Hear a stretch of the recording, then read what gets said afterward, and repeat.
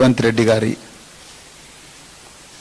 UK మరియు US అంటే England మరియు అమెరికా పర్యటన వివాదాస్పదంగా మారడం, మరి ముఖ్యమంత్రి గారు లండన్ పర్యటన ముగించుకొని అమెరికాకు పోవడానికి భారత ప్రభుత్వం అనుమతి నిరాకరించడంతో వారు వెంటనే లండన్ నుంచి నిన్న ఇండియాకు వాపసు రావడం.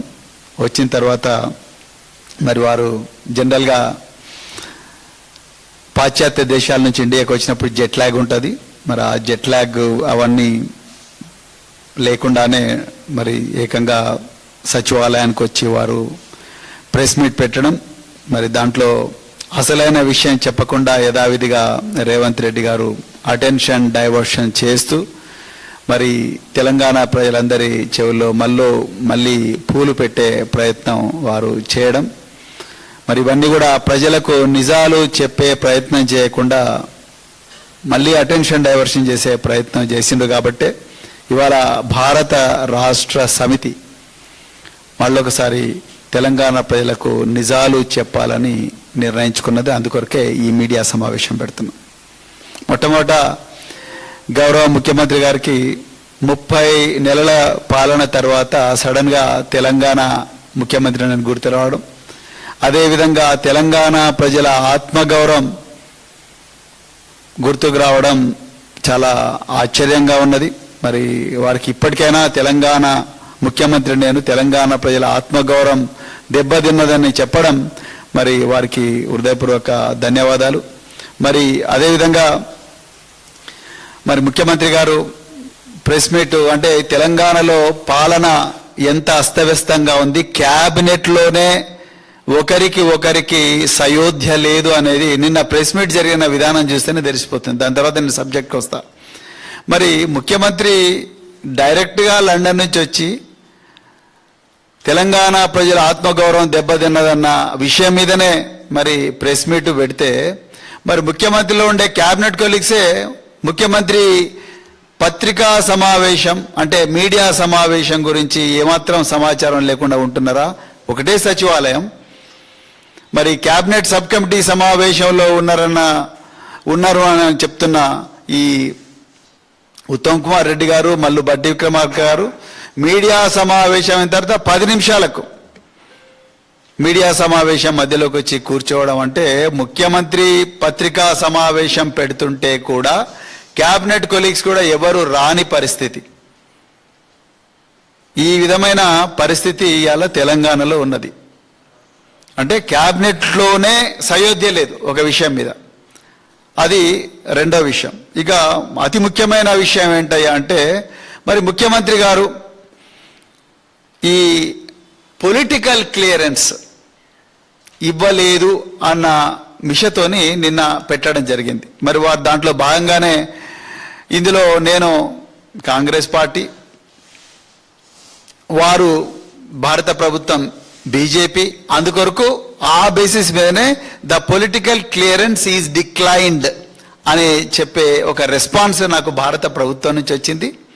అందుకొరకు దీంట్లో రాజకీయాలు ఎంటర్ అయినాయి. నేనేమో తెలంగాణ రాష్ట్రాన్ని అద్భుతంగా తెలంగాణలో ఉండే పేద ప్రజలందరూ కూడా చదువుకునే మరి పరిస్థితిని అద్భుతంగా మరి వాళ్ళకు గొప్ప ప్రపంచ స్థాయి విశ్వవిద్యాలయాలు పరిచయం చేయాలని చెప్పేసి, క్రీడా రంగాన్ని డెవలప్ చేయాలని చెప్పేసి నేను యూకే అంటే లండన్, అదేవిధంగా మరి బోస్టన్ నగరాలకు పోతుంటే మీరు పొలిటికల్ క్లియరెన్స్ డిక్లైన్ ఎందుకు చేసిండ్రో అని చెప్పేసి ముఖ్యమంత్రి గారు మరి వారు అమాయకంగా చెప్పినరో, తెలిసే చెప్పినరో, తెలియక చెప్పినరో నాకు తెలియదు. కానీ వాళ్ళు మళ్ళీ ఒకసారి పప్పులో కాలేయడమే కాకుండా మళ్ళీ తెలంగాణ ప్రజల చెవిలో మళ్ళీ పూలు పెట్టే ప్రయత్నం చేసిండ్రు. నేను ఇలా ముఖ్యమంత్రి గారిని అడుగుతా ఉన్నాయా, ముఖ్యమంత్రి గారు పొలిటికల్ క్లియరెన్స్ అనేది రాజకీయ నాయకులకు మాత్రమే కాదు, ఒక చీఫ్ మినిస్టరు అదేవిధంగా మినిస్టర్లకు మాత్రమే కాదు, బ్యూరోక్రాట్స్ కూడా పొలిటికల్ క్లియరెన్స్ ఉంటుంది. ప్రభుత్వ అధికారులు ఎవరు విదేశాలకు పోయినా ప్రభుత్వ ఖర్చుతోని విదేశాల నుంచి వాళ్ళకి ఎప్పుడైనా ఇన్విటేషన్లు వచ్చినా తప్పనిసరిగా వాళ్ళు ministry of home affairs, ministry of external affairs అంటే విదేశాంగ శాఖ నుంచి తప్పనిసరిగా క్లియరెన్స్ తీసుకోవాలి. దాన్ని పొలిటికల్ క్లియరెన్స్ అంటారు. అంటే నేను కూడా గతంలో పోలీసు శాఖలో ఉన్నతాధికారిగా పనిచేసినప్పుడు ఆనాటి ప్రభుత్వాలు మమ్ములను రకరకాల విషయాలు నేర్చుకోవడం కోసం విదేశీ శిక్షణ కోసం మమ్మల్ని పంపించినప్పుడు మాకు పొలిటికల్ క్లియరెన్స్ ఇవ్వడం జరిగింది. నేను ఐక్యరాజ్య సమితిలో పనిచేసినప్పుడు కూడా మాకు పొలిటికల్ క్లియరెన్స్ ఇచ్చారు. అంటే మన పాస్పోర్ట్ వాళ్లకు సరెండర్ చేస్తే భారత ప్రభుత్వం మనకు వైట్ పాస్పోర్ట్ ఇస్తారు. దాన్నే డిప్లొమాటిక్ పాస్పోర్ట్ అంటారు. నువ్వు బ్లూ పాస్పోర్ట్ పెట్టుకొని వైట్ పాస్పోర్ట్ పెట్టుకొని రెడ్ పెట్టుకొని పోతా అంటే కుదరదు. మీరు చీఫ్ మినిస్టర్ హోదాలో ఉన్నా, మేము ఉన్నతాధికారుల హోదాలో ఉన్నా, మన బ్లూ పాస్పోర్ట్ కంపల్సరీ అక్కడ విదేశాంగ శాఖకు కంపల్సరీ సరెండర్ చేయాల్సిందే.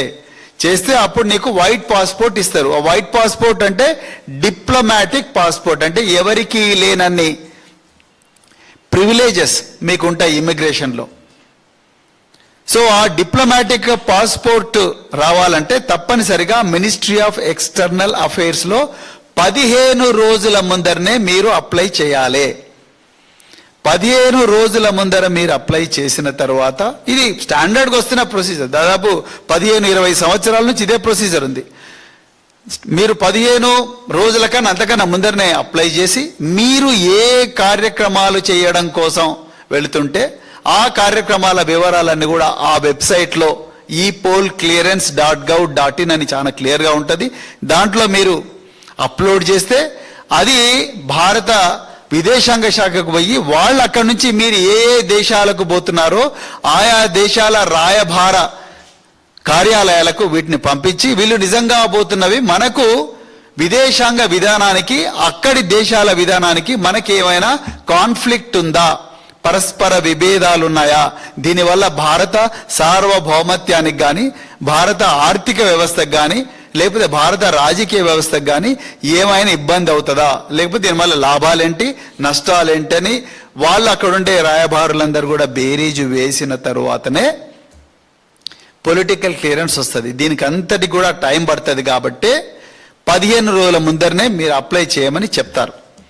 అదేవిధంగా మనం ఏ ప్రాంతాలకు పోవాలనుకుంటున్నాం, ఎక్కడెక్కడ సందర్శించాలనుకుంటున్నాం, అదేవిధంగా ఎవరెవరిని కలవాలనుకుంటున్నాం, కలవడం వల్ల మనకు వచ్చే ప్రయోజనాలేంటి, ఏం ఎక్స్పెక్ట్ చేస్తున్నాం అనేది మనం ఇచ్చే అప్లికేషన్లోనే కంపల్సరీ రాయాలి.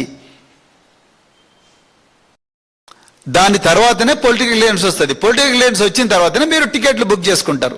ఎందుకంటే మీకు ఆల్రెడీ వీసా ఉండుంటుంది, అమెరికన్ వీసా ఉండుంటుంది, లండన్ వీసా ఉండుంటుంది. That's not a problem. So కానీ మీరు మల్టిపుల్ ఎంట్రీ వీసా ఉంటుంది కాబట్టి మీరు ఎప్పుడంటే అప్పుడు పోవచ్చు. మీరు వ్యక్తిగత హోదా